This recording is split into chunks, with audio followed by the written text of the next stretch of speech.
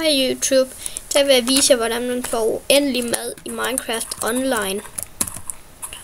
Og som I kan se, skal man bruge en kage. Ja, man skal bruge en kage. Og så når man er ved at blive sulten, så skal man bare stille den ned, og så bare blive ved med at højreklikke på den. Og sådan spiser man dem. Sådan spiser man nemlig et stykke ad gangen. Og på grund af, at man ikke har tilladelse til at bygge, så kan man bare spise så meget man vil, uden at den går væk. Eller uden kagen. Ja, I ved hvad jeg mener.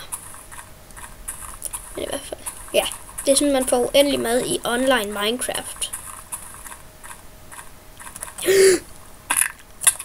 Åh. Mad. Nu har jeg en chance for at vise jer, hvordan man gør.